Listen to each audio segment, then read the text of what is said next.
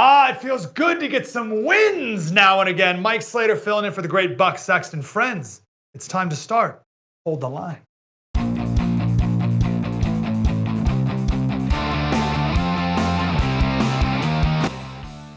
Hey, Slater Crusaders, my name is not Buck Sexton, Mike Slater, filling in for Bucks today. Thanks for letting me be here and for not turning away immediately when you discover that our friend Buck is not here, but he will be back tomorrow. What's this win I'm talking about? Supreme Court decisions, right? Biden, vaccine mandate, struck down. I love it. Let's celebrate that. Let's not let this pass away as a fleeting news story.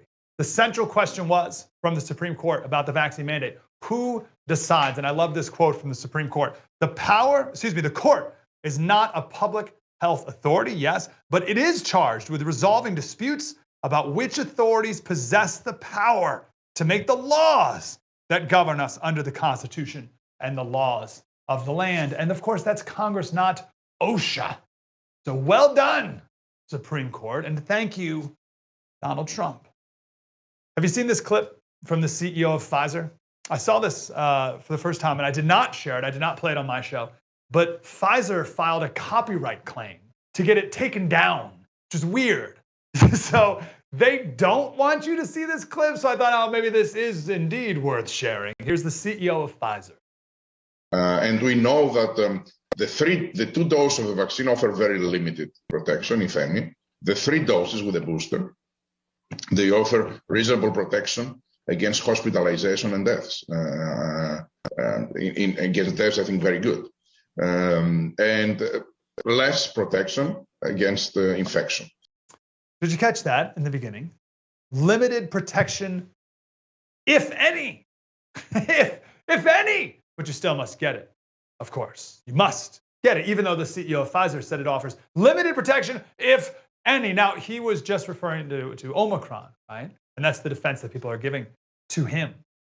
But that's all there is right now. It's like 95% of the cases are Omicron, except for the upcoming dreaded Deltacron. Have you heard of the Deltacron? Oh, that's a combination of Delta and Omicron combined. And it turns out that that's not even a real thing. After all the headlines warning us about Deltacron, it turns out it was just the result of a person at the laboratory mixing samples together. Whoops. There's no Deltacron and there's no Flurona either. As Friedrich Bonhoeffer said, stupidity is a more dangerous enemy of the good than malice. Stupidity is a more dangerous enemy of the good than malice. You ready for some stupidity that we're seeing today? Walter Kern is a brilliant man. He said a friend of his son is double vaccinated. Okay, so the kid's in college. He's like 20 years old. Double vaccinated, has COVID right now and is recovering, but he has to hurry up and recover quickly because he has a deadline where he has to get boosted in order to be able to return back to college. Okay, now some people see nothing wrong with that. These people are morons. You're telling me this college-age kid who's at zero risk for COVID problems anyway, he has to recover from a disease that he was already double vaccinated against, has to recover from that disease quickly enough so that he can get vaccinated again, a third time, the booster, against a strain that no longer even exists. And as the CEO of Pfizer just said, offers limited, if any, protection against. And he needs that in order to go back to college. If that makes any sense to you, there's nothing Buck or I or anyone could say to you about this topic. The Supreme Court argument against the vaccine mandate, it did not include any science, right? It was just focused on the who makes the law part. And again, it's not OSHA, it's Congress, which hasn't done anything on vaccine mandates. They didn't say anything about the science. But if they did say anything about the science, then surely they would have been wise to quote Dr. Montagnier. He's the winner of the 2008 Nobel Prize for Medicine. He's the guy who did a little thing discovering HIV. Here's what he said. It would be irrational, legally indefensible, and contrary to the public interest for government to mandate vaccines absent any evidence that the vaccines are effective in stopping the spread of the pathogen they target. Yet that's exactly what's happening here. When the mandate was first issued by Biden, it was the Delta variant that was spreading. And sure, CDC, FDA, or whatever, they come out and they say the vaccines are effective against the Delta strain or whatever effective even means, but not against Omicron. So why would they even still mandate? Now check this out. This is from, again, the virologist who discovered HIV. He said one preprint study found that after 30 days of the Moderna and Pfizer vaccine, they no longer had any statistically significant positive effect against Omicron. And after 90 days, their effect went negative. That is, vaccinated people were more susceptible to Omicron infection. Confirming the negative efficacy finding, data from Denmark and Ontario indicate that vaccinated people have higher rates of Omicron infection than unvaccinated people. What? Higher rates? I look forward to the complete blacklisting of the Nobel Prize-winning virologist who discovered HIV. How dare he speak such truth like this? The question now is, what are our leaders to do? Even with the evidence and obviousness now that the vaccines don't prevent people from getting COVID or spreading it. And now that they finally admitted that cloth masks don't do anything, what are they going to do? Well, they double down, of course. Why would they double down and not reverse course? Because they're in a cult. And if they have the humility to admit that they were wrong or duped, then they would lose their membership in that cult. And that's a very scary thing for people to do. The length that people will go to never admit they're wrong is astounding. So now they're doubling down with masks, and particularly mandating N95 masks on kids, on 5-year-olds. There's one parent in California, just got the announcement that Berkeley Unified School District is demanding all students wear N95s all day. Unscientific madness continues to punish our kids. Cloth masks, weekly testing, and a 92% vaccination rate didn't stop the spread. So now let's move to N95s, bi-weekly testing, and praying to the COVID gods. So I did a Google search of articles about N95s from 2000 to 2018, right? I wanted to get some articles pre-COVID when the science has dramatically changed, right? So I found some medical journals here, right? Check out this medical journal. This is Physiologic and Other Effects and Compliance with Long-Term Respirator Use Among Medical ICU Nurses, okay? So they got nurses in this study, and they're just wearing these N95 masks for a couple hours. And they're taking them off, right? They can't breathe. Literally, the nurse is saying it's getting hard to breathe. The N95 is uncomfortable. I can't breathe. Some nurses took them off as quickly as 30 minutes. The researchers watched them to see how often they adjusted the mask, took it off briefly to breathe, touched their face, touched their eye, and every nurse was non-compliant, an average of 26 times. These are ICU nurses. Imagine 5-year-olds or 12-year-olds. How ridiculous is this? This is from that study, Medical Journal. Wearing an N95 for an entire 12-hour shift had a statistically significant negative effect on some physiologic measures. Over time, nurses' CO2 levels became significantly elevated. Nausea, complaints of visual challenges increased significantly more, and nurses with a higher BMI had lower oxygen levels and higher heart rates. The CDC in 2009, their website from 2009 says that the respirators, the N95s, were made to protect minors from hazardous dusts and gases, soldiers from chemical warfare agents, and firefighters from carbon monoxide. Or today, your 5-year-old playing on the playground. You know, the same kinds of thing. Right? This is a real headline from the San Francisco Gate during the wildfires that were in San Francisco in 2018. They said that people with breathing problems should not wear N95 masks.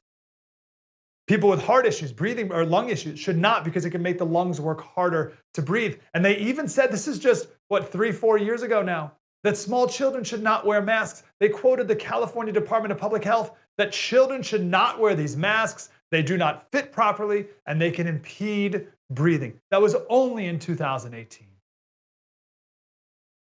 Oh, how the science has changed, right? I'll end here. We got to go. I could do this forever. Michel Foucault. He's a French philosopher. He's a terrible person. He is so many of the terrible postmodern ideas we have today were first articulated by Foucault. He's an awful person. This is what he said. He said, There was also a political dream of the plague. Why? The penetration of regulation into the smallest details of everyday life. Masks put on and taken off. In order to see perfect discipline functioning, rulers dreamt of the state of plague. Rulers dreamt of the plague. They love it. Ask the CEO of Pfizer, Albert Bourla. Follow the money and follow the lust for power. Coming up next, I have an absolutely unbelievable story. This is my new go-to story on why I don't trust the experts and I never trust the media. Tell that story next. Spread the word.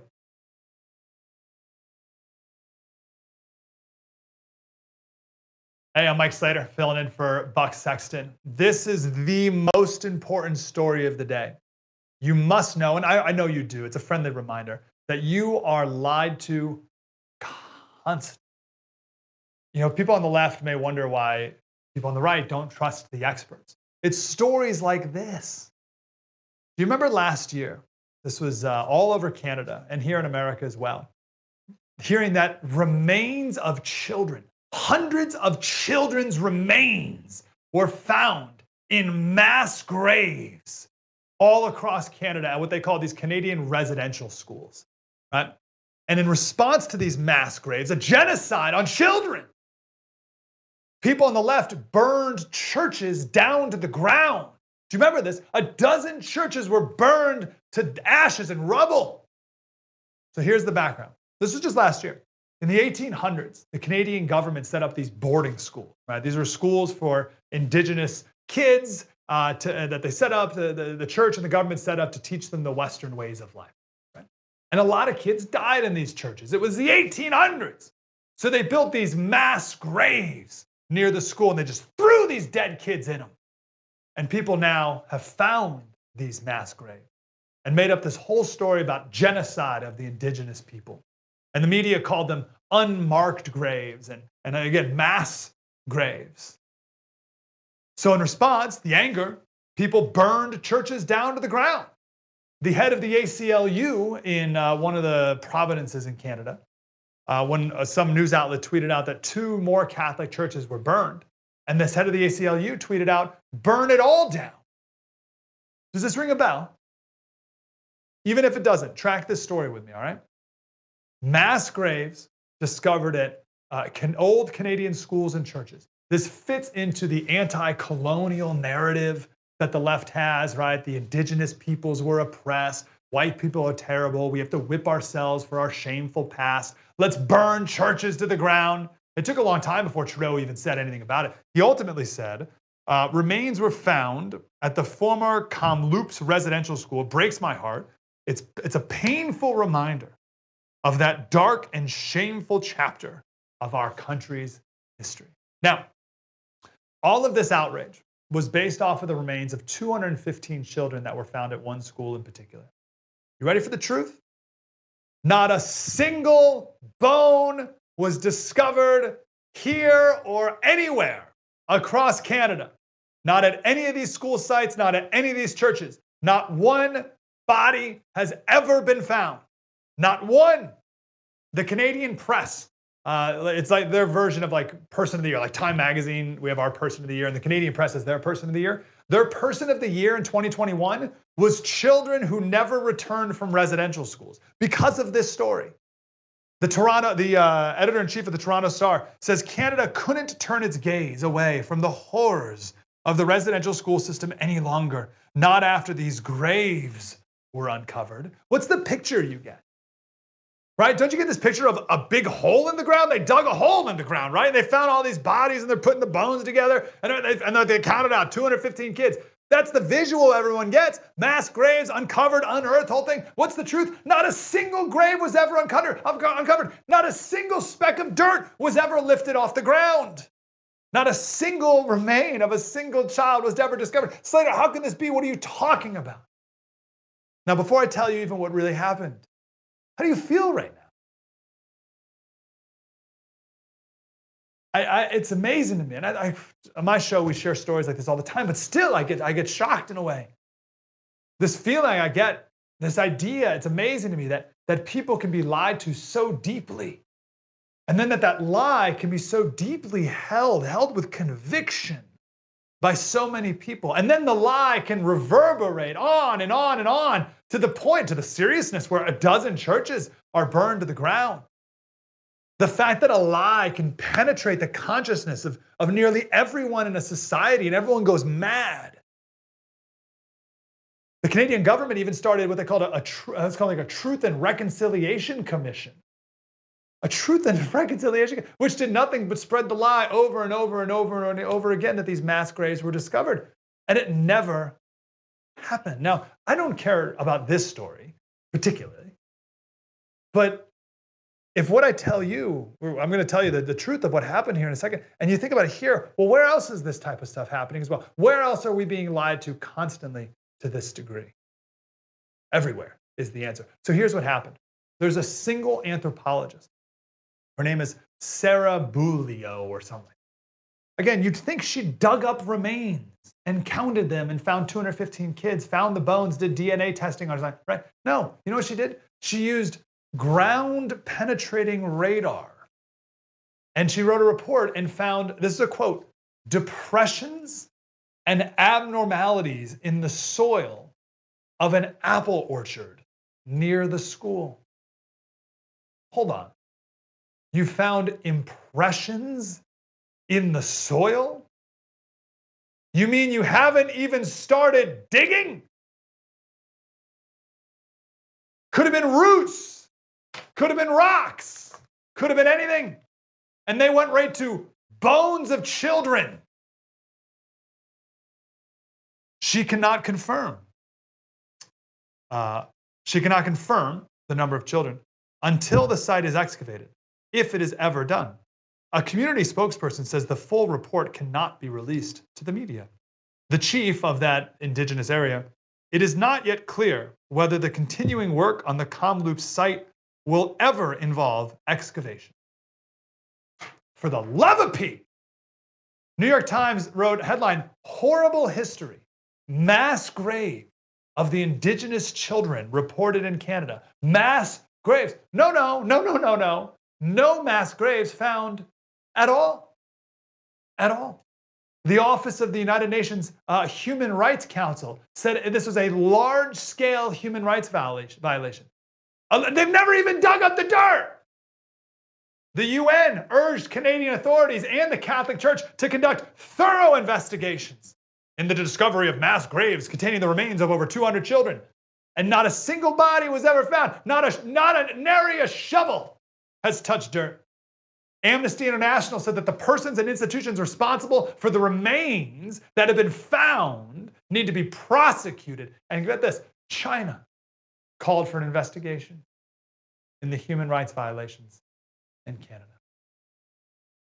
You see it? You see it? Do you see how easy it is for a lie to begin and then take on a life of its own? COVID, of course, the mother of all these lies. The mother of all of them. You must lock down. You remember when the governor of Georgia, this was back in April, eased up some of the restrictions, April of 2020, eased up on some of the restrictions, and the Atlantic called it an experiment in human sacrifice. But then George Floyd was killed the next month, and suddenly you could have protests all over the country and COVID didn't matter anymore. That's just one, we could give a million examples. You're being lied to constantly. That's why we must be vigilant.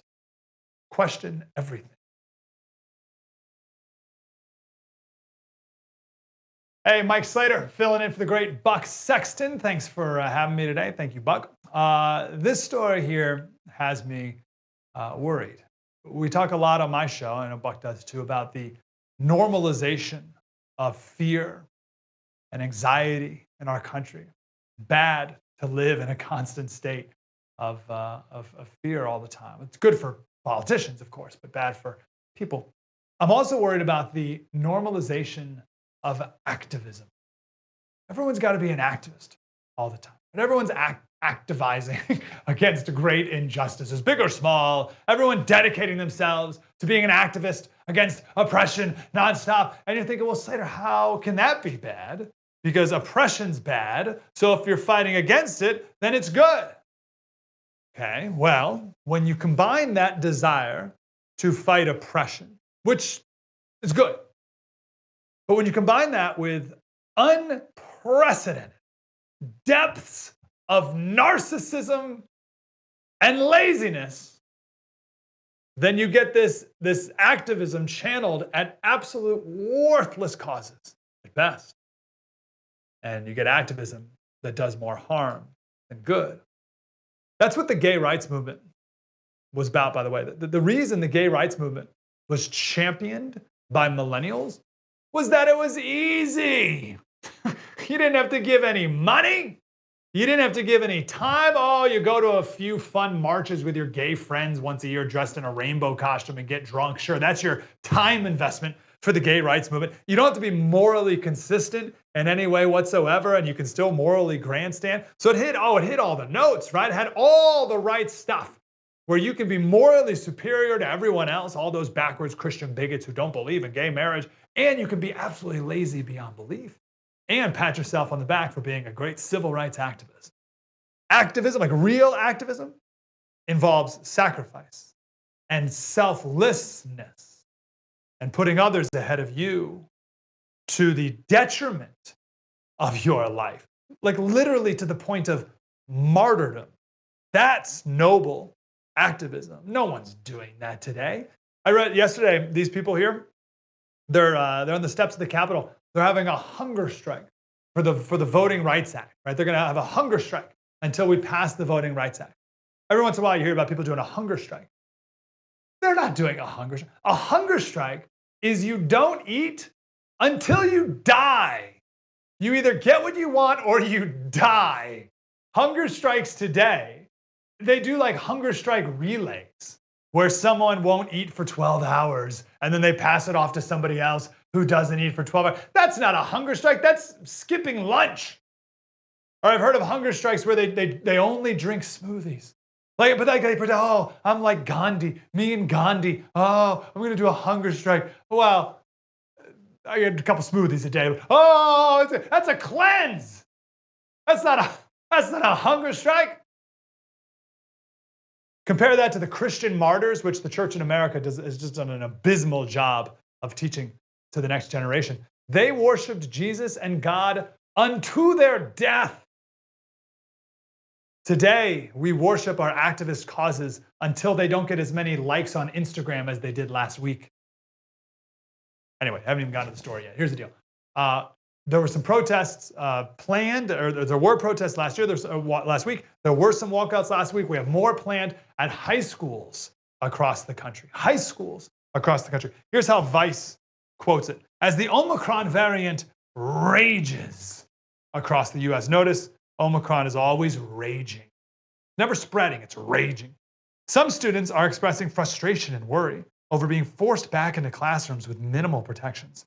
But rather than wait around for fumbling adults, youth across the country are taking matters into their own hands, organizing strikes, participating in citywide walkouts, and laying out detailed proposals for how their well-being could be prioritized during the COVID-19 pandemic. Now, I got 2 points I want to share here. First, I don't want to be too dramatic because I fully understand that we should never underestimate a high school student's desire to, and the lengths they will go, and the things they will support to not go to school. All right. When I was in high school, I'd support any cause in the world if it meant I didn't have to go to class. So I'm sure that that is still the case today. In Boston, 4,500 kids signed a petition calling for a remote learning option. 4,500 kids wanted a remote learning option. Of course they did. Because you know what goes on during the remote learning option? No learning.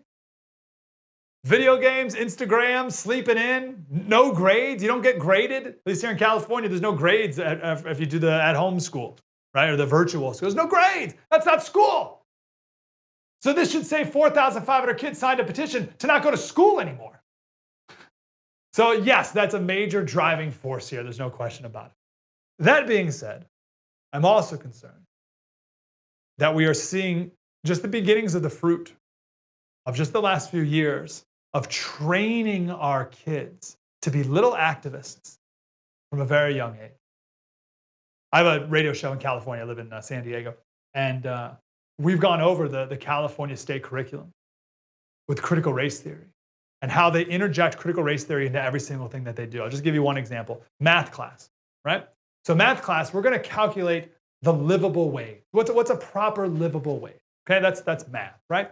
Then we're going to have, this is in the curriculum, we're going to have someone from the local union come in and talk about the importance of livable wages. Then we're going to write letters to our local state representatives so that they can support the livable wage in Sacramento, right? So you can see that the school and the state, same thing, have turned kids into activists. So because of that, this is how kids think. They're just little activists all the time. No respect for elders, of course. It's a youth-centered culture. And kids know best. We've made little monsters. Oakland, 1,000 students signed a petition to boycott until the school meets its demands, including N95 masks for everyone, increased COVID testing, and how about this? More outdoor space for students to safely eat lunch. How sad is it that, first of all, any kid even cares about COVID? When I drive my little 5-year-old to junior kindergarten, we pass by a high school, and the kids are walking on the sidewalk to school with their masks on. They're not on school property, and they're walking to school with their mask on. Oh, it's so sad they still are today. It's sad that kids are thinking about COVID, that they care about COVID, that they're demanding masks, and that they're demanding, listen to this, kids are demanding to be further away from each other during lunch. What is that? They want to keep me away from my friends during lunch.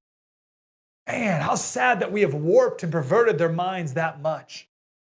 But anyway, my main point is here that we will boycott until you meet our demands. How disrespectful. You're a kid. You haven't learned anything yet. You haven't earned anything yet. You have no authority. Chicago students led a walkout. They said to bring increased attention to our demands for physical, mental, spiritual, and structural safety. What is that? This is a 16-year-old. We are tired of adult leadership not being able to represent the voice of the people that are affected by the blank that they're putting into place. Well said, young man. You kiss your mother with that mouth. But listen, I'm just a cisgendered white male Christian bigot, so it's racist for me to criticize a 16-year-old's inability to articulate a thought without swearing. I'm insulting his culture, right? There's a group of 16-year-olds, that 16-year-old is in a group in Chicago, a member of this group called Chi-Rads, Chicago Radical. These are high school kids. It's an organization of allied radical high schoolers to recognize an education and fight for an education system that best serves us, blah, blah, blah, or whatever. The pride of these kids, right? Check this out. We believe we stand for ourselves, our peers, and our needs. We believe that we should be the ones to execute, steer, and decide what is best for ourselves, our lives, our health, our safety. Like, listen, when I ran for, I think I was class secretary or something in high school, it was like pizza on Fridays. Like, that's not the mayor, not the CEO, not this superintendent, especially as the words that accumulate out of their mouths constantly and not surprisingly contradict themselves. I'll tell you, we live on different planets, right? I read all these comments on the to that letter, and there's people who are like, good for you, kids. Good for you, standing up for yourselves. And I read this and I think, man, these are disrespectful, rebellious children who are dishonoring their elders. Now, it's tricky, I admit, because no question the adults who are running these places are doing an awful job. They've failed in every way. But these students, they want the administration to be even more on the wacko left. They're not calling for school choice. They're calling for more government control or their own control. But that's what happens when there's no fear of God. When there's no fear of God, when there's no respect in the home, then there's going to be no respect in school. And then there's going to be no respect in any other aspect of society. You got to get to the root. Proverbs 1:7 says, the fear of the Lord is the beginning of knowledge. Fools despise wisdom and instruction. Fear of the Lord is first. If you don't, then you're a fool. So how are our kids raised to view God? How are kids today raised to view God? That's everything. And right now they're raised to not even think there is one. Who do you think you're going to end up with? Well, you get this. Who do you think you were going to be? If kids are taught not to fear God, two things happen. Thomas Aquinas said, God must be honored as the source of our existence, and our parents also as the source of our existence. God is the author of human life, and parents are the authority in our children's lives. Those two words come from the same Latin word, author and authority. When you get rid of God as author, then you also eliminate the authority of parents. And then you see that with our public schools very clearly, the disrespect that the school boards have towards parents, right? The school board saying that parents should have no say in their kids' education. That's what the entire governor's race was about in Virginia, right? Who should be in charge of what we teach your kids? Should you be in charge or should the government be in charge? It was the entire governor's race. Washington, the state of Washington just passed a law that insurance companies must pay for sex change surgeries and puberty blockers in 13-year-olds without parental consent. And in the law, the parent is not referred to as the parent, but merely as policyholder. Isn't that amazing? You remove the author of life, then you remove the authority of parents, and now parents are referred to as policyholders. And the second thing that happens with this mindset is hatred of other people, because you place yourself above all else. That's what happens when you raise godless kids. I'll end with this. The kids say, as queer black and brown youth, we've conjoined an alliance. We stand on the grounds of. We believe in the reimagination of our education. I love this line. Our education and the process of educating young people should be amongst effectiveness, radiating, loving, caring, and liberating. I don't even know what they're talking about. They don't even know what they're talking about either. I read one student, she's 14. She said she is a modern day slave being taught by modern day slave masters on a modern day plantation. Pretty sure that kid's never going to learn anything in school with that type of mindset. This is what we've done to our kids. This is what critical race theory does. This is what living in a godless society. Mike Slater, spread the word.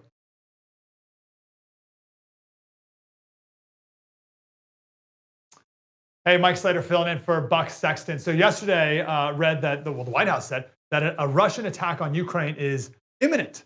And we've been hearing rumblings of this and a buildup for a while now, so I don't even know what imminent even means these days. But I must humbly admit, I'm not as smart as Buck. I don't know anything about this situation at all. That's why I'm super grateful for our next guest, Peter Brookes, Heritage Foundation Senior Research Fellow for Weapons of Mass Destruction and Counter-Proliferation, to fill me in, bring me up to speed. Peter, how are you, sir? Good to be with you. Now, I'm grateful you're here. So talk down to me. What do we need to know about Ukraine? What's the history between these two countries that we need to know? Yeah. Well, there's a lot of ties between Russia and Ukraine. And Russia, unfortunately, thinks that independent Ukraine today is still part of Russia or should be part of Russia. Actually, the origins of Russia go back to Ukraine, Kiev and Rus. There's been a lot of ties. Ukraine was part of the Soviet Union before the breakup of the Soviet Union. So, I mean, there are a lot of Russians who live in Ukraine, going back to the Soviet period, and they're children. How do the the language is similar. How do the people of Ukraine view themselves, and how do they view Russia? Yeah, well, I'm of course reluctant to speak for the people of Ukraine, and there's lots of different views there, obviously, Mike. But the fact of the matter is I think they see themselves in the years since the fall of the Soviet Union as increasingly independent from Ukraine. Today the Ukrainian language is spoken. It used to be Russia. That used to be the lingua franca, the common language of the Soviet Union for all of the republics, and it was spoke there in Ukraine.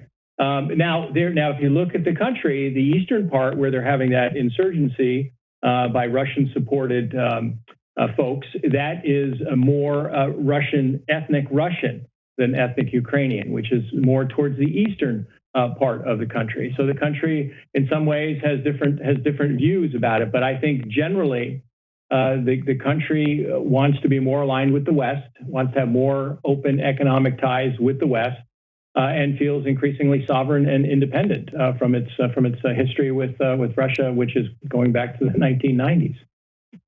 something that was enlightening for me when Syria was in the news a couple of years ago is because I was wondering why Russia had any influence in Syria. What do they care? And someone said, oh, because they need a warm water port. So the geography is super interesting to me. So is there any geographical advantage for Russia's even wanting Ukraine at all?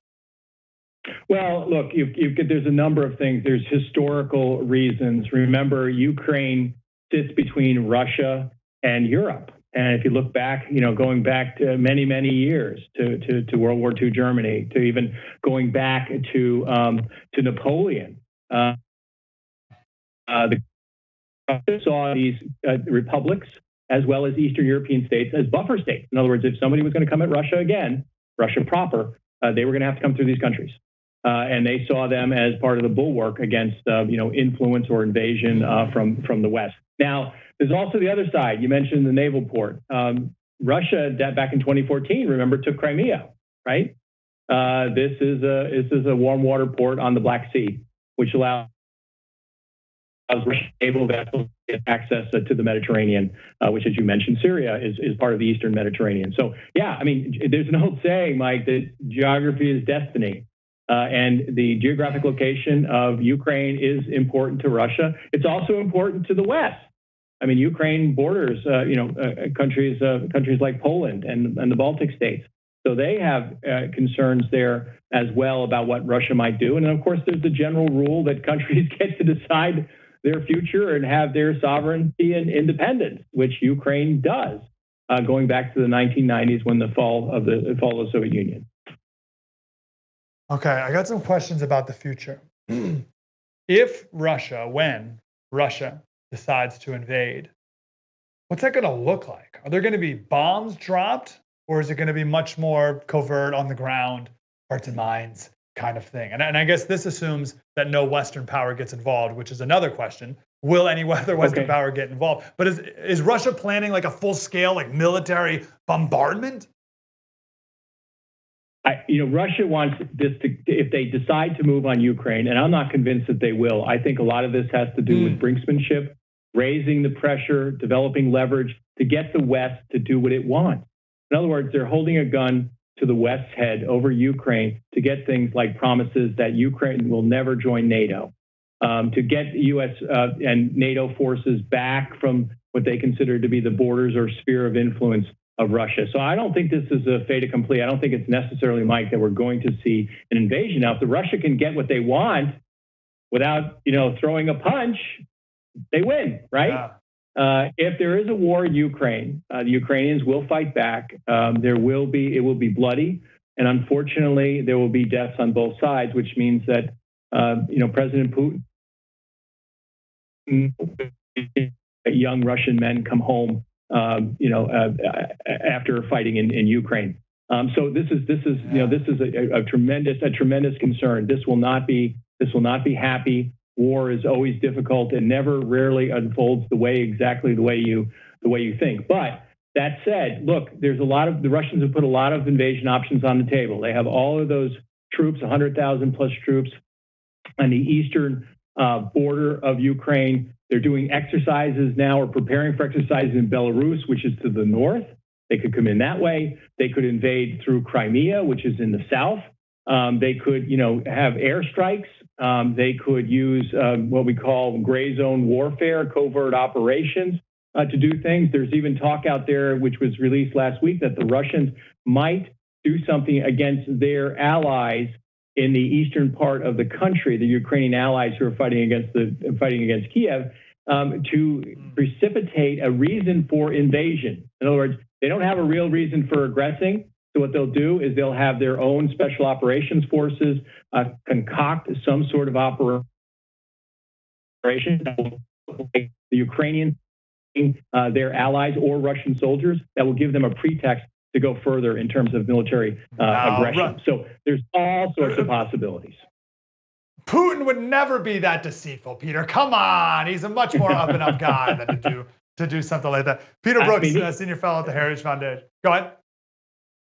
No, I was just saying. Look, he's playing chess. Think about it. He's setting up all the options and looking for a quick checkmate without ever having to send his forces into Ukraine. Absolutely. Peter Brookes, Senior Fellow at the Heritage Foundation. Thanks, Peter. Thank you for having me. Mike Slater for Buck Sexton. Filling in for Buck Sexton. More coming up.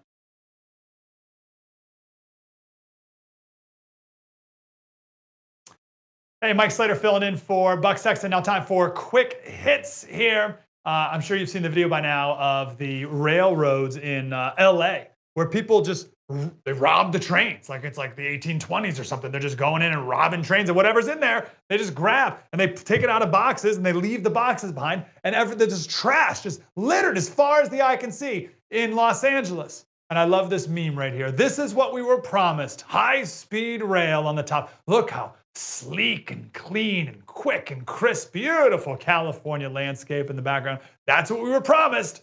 This is what we got. Bloomberg headline says Union Pacific, the railroad, is weighing avoiding Los Angeles entirely as cargo theft rises. Amazing. Second story, Eleanor Holmes Norton. She's the congresswoman from DC, but she doesn't get a vote or whatever.